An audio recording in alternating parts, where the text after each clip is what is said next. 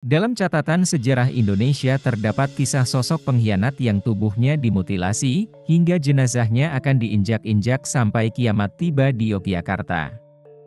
Sosok tersebut adalah Tumenggung Endranata. Raja Mataram, Sultan Agung, tak kenal ampun pada pengkhianat.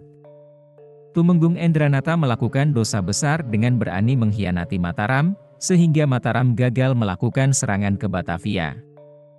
Karena pengkhianatan tersebut, jenazah Tumenggung Endranata dikuburkan secara terpisah di tangga menuju makam Sultan Agung agar selalu diinjak para peziarah. Hal itu dipercaya sebagai simbol untuk merendahkan pengkhianat.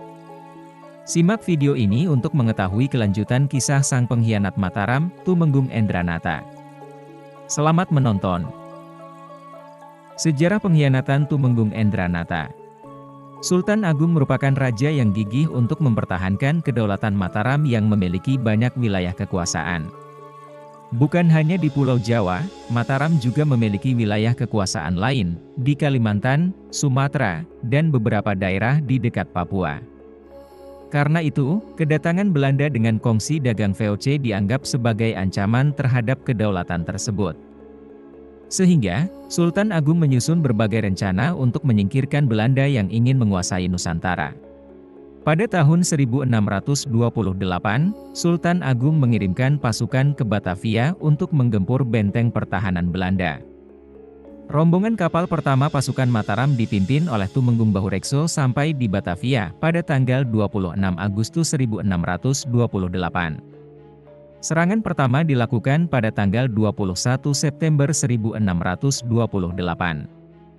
Meski serangan telah beberapa kali dilancarkan, akan tetapi pasukan Mataram masih kesulitan melawan Belanda. Karena berbagai kekurangan bekal peperangan, pasukan Mataram memilih mundur dan meninggalkan Batavia. Meski begitu, Sultan Agung tak menyerah. Ia kembali menyusun kekuatan untuk melakukan penyerangan berikutnya. Karena kekurangan logistik menjadi masalah pasukan pertama, maka Sultan Agung membangun lumbung-lumbung pangan di sepanjang pantai utara, khususnya di Tegal. Lumbung-lumbung tersebut nantinya digunakan untuk perbekalan serangan kedua ke Batavia. Namun, rencana dan strategi Sultan Agung tersebut diketahui oleh Belanda. Usut punya usut, Tumenggung Endranata lah yang membocorkan strategi serangan Sultan Agung tersebut. Lantaran hal itu, Belanda mengetahui titik kelemahan pasukan Mataram dan membakar lumbung-lumbung padi yang telah dibangun. Meski begitu, Mataram tetap melancarkan serangan ke Batavia. Pada tanggal 20 September 1629, Gubernur Jenderal VOC, Jan Pieter Soonkoen tewas karena diracun oleh Utari, pelayannya yang merupakan agen Mataram. Namun, Mataram kembali harus mundur karena kekurangan logistik dan terlanda kelaparan. Kegagalan yang kedua kalinya itu membuat Sultan Agung murka. Apalagi, kegagalan tersebut terjadi akibat pengkhianatan Tumenggung Endranata.